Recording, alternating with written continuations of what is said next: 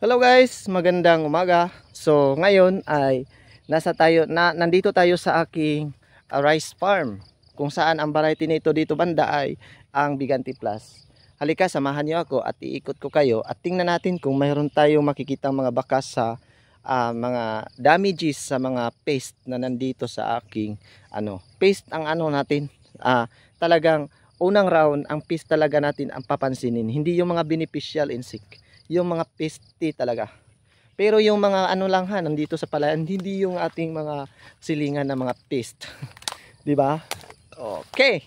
So samahan niyo ako, guys. So yun pala guys, ang natin, ang palay natin ay nasa heading stage na or nagwaswas na in Bisaya. So nandito pa lang starting.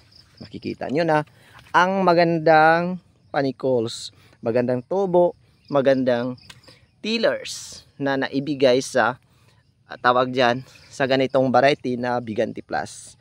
As in guys, hindi magpahuli ang Biganti Plus sa pagbibigay ng tillers or suwi or saha. Kaya patuloy ko pa rin itong ine-recommend dahil ang palay na ito pangit ang bigas. So sinabi ko sa inyo dati na sa aking unang vlog ay kapag pangit ang bigas, talagang as in maganda yung yield. So tingnan nyo, nang daob na akong pag-umangkon dito. Tapos makikita nyo, may konti naman or makikita nating iwan ko kung konti lang ba yan yung damages sa daga. Basta ang ipopromote ko sa inyo guys, kasi yung si daga is lang yan, hindi yan siya. Siyempre makadamage yan, maka 80 to 100% makadamage yan ang daga. Pero ang ipopromote natin yung performance sa ganitong variety, 'di ba? Hindi naman kasali si pest.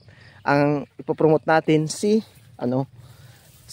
katulad si daga is wala din yun guys. Doon tayo magbibase sa katong yung mga kaniyang tillers, maliit lang ba, mabango ba siya sa kanang sa mga ganitong, lalo na sa mga moths, black bug, rice bug. Ngayon ay hindi na tayo makakita ng rice bug dahil may nauna na doon sa aking isang variety. I-consider pa rin natin yung daga, pero una yung i-consider natin yung sakit at saka itong mabango ba sila sa yung ibang kasi all year round yung daga. Pagpaliban lang natin yan guys. Tingnan nyo, nandito na tayo sa Biganti Plus. As in guys, maganda yung tillers na naibigay niya sa ating farm, di ba? At saka flowering stage na. Okay. Ay, wala pa lang itong akala ko mayroon tong mag-screenshot sana ako guys, kaso wala pa lang guys.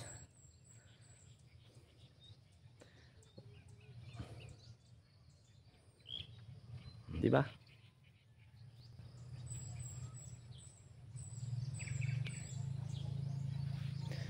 Continue tayo dahil kumuha lang ako ng tawag diyan. Kumuha lang ako ng picture. Yan, nandito is wala tayong nakitang paste pero may maya. Paste pa din pala yan. Walang nakikita pero mayroong maya. Okay. Kahit hindi okay, sabi ng inay, okay kahit hindi okay. Yun, ganyang mga is kailangan natin yan ng comfort zone. As in guys, okay kahit hindi okay. Yan, ikot-ikutin natin. Mayroon na tayong nakitang whiteheads sa Biganti Plus. So yan, tingnan nyo, diba? As in napakaganda yung ibinigay ng Biganti Plus. As in guys, kaso yun ang ibig kong sabihin, na atakihan siya ng daga, pero hindi naman masyado yan.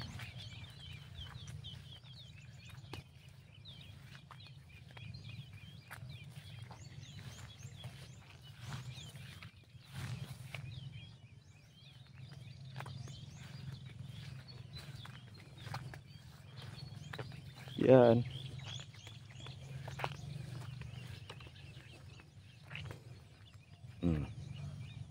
Nandun na naman yung isa kong pamangkin. Nang daob siya dito, libot na siya dito guys. Ganyan talaga ang buhay namin. Siya lang ngayon. O, di ba? Yan. So, nandito tayo. O, makikita nyo guys, dito na banda ay Bigante Plus to lahat. Kaya tingnan nyo. Hindi pa siya, baka makasabi nyo, hindi pa siya halos lahat lumabas. Pa-start pa lang kasi to nasa pa to, mga 40 to 50 ang porsyento na lumabas yung panicles niya. Yung nandun yung SL19 yung kulay pula, ay yellow or anong kulay yan, basta yan, grabe, as in. Tapos dito mayroon naman tayo makikitang pero wala yan, di yan makaka yung tawag dyan, yung damo, kasi matabunan lang yan, taas pa yan na ang rice. So ikot tayo dito hanggang doon sa may guys, depende kung aabot pa tayo yung time natin. So mayroong beneficial yan, beneficial yung dragonfly. Yung dragonfly ay mabilis yan or malakas yan kumain ng mga moth ng leaf folder, stem borer, yung mga ganyan. Ito yung mga, yung malakas in Bisaya magkapakapa guys, at yung maliit lang ang wings niya, ayun ang leaf folder. Tapos yan, yung mga ganyan ba na palipad-lipad, yan mga leaf folder.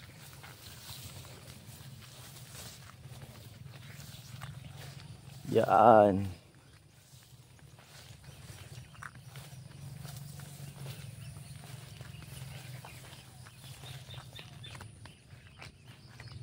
Oh.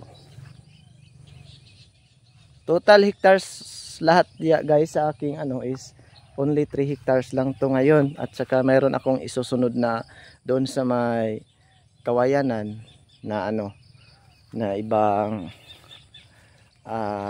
potential areas kasi to sa rice. So yun ang aking isusunod. Kaya nandito na tayo banda.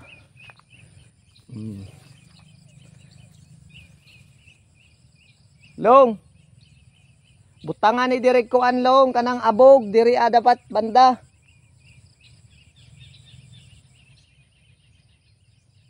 Oh, kanang ingana diri.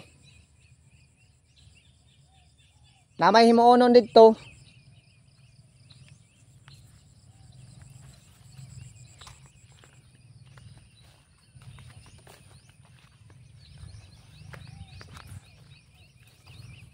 Oh. Palagyan ko ng kanang abog ba or pahoy, marag pista ang diri banda. Ana. Kanang dito ana dito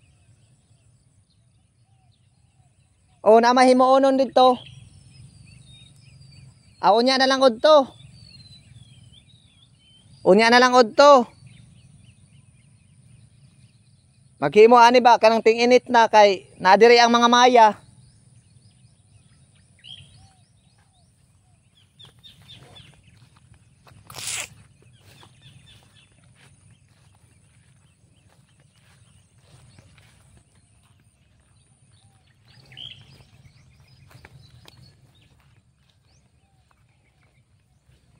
So yan, nandito na tayo sa maganda talaga yung mas habog ba. So dito banda guys, during baha, during lumaki yung tubig agusan, kasi umabot kasi yung tubig diyan.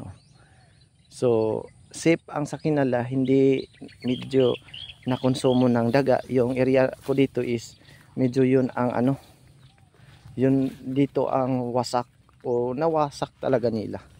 Pakita natin nandun sa dulo guys.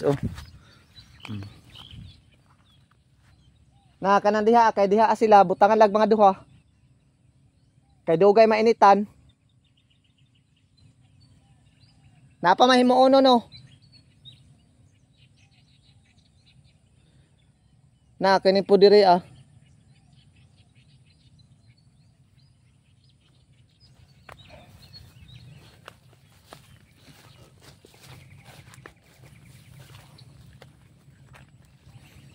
So thank you so much sa palagi nyo sumuporta sa akin guys. Thank you. So yan, starting na nandito. Dito lang banda yung apektado talaga sa daga, as in hanggang doon oh. So patuloy pa din sila kumakain. Sana naman ay pumunta naman din sila dito sa gilid para siyempre ramdam na dito ba ramdam din nila yung sakit. Sakit sa pakiramdam na ano guys, hindi na to sa amin pero yan, hindi na to sa amin pero posible ay pupunta sila dahil ganyan talaga yung daga, ay pupunta sa mga ganyang stage. Yan, tingnan nyo mga ka-farm, noong baha ito yung resulta.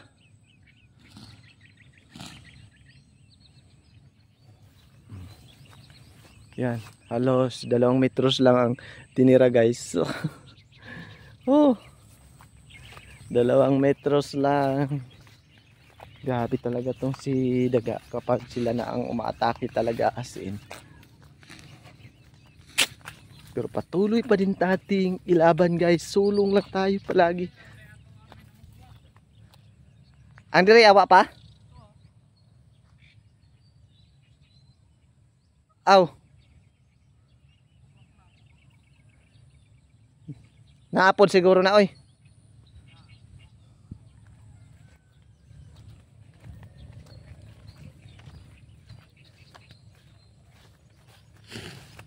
So nagdaob siya din eh. No. Pero makaapas pa man eh. Grabe.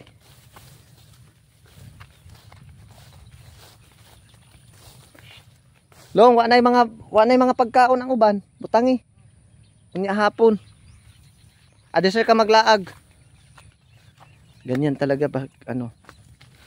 Pag ulitaw, murag ako. Di lang kulaagan niya pagka ulitaw. Ana, ulit lang og tao. Ulit lang ko nga tao. Di lang kulaagan. Diba?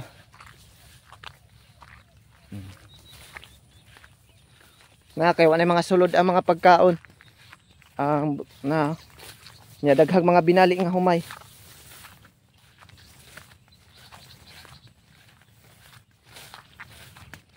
Ay na lang na bahala na ng uban niya wa kuha eh.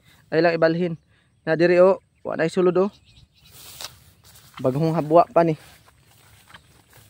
Bago pa man ning hurot ang uban.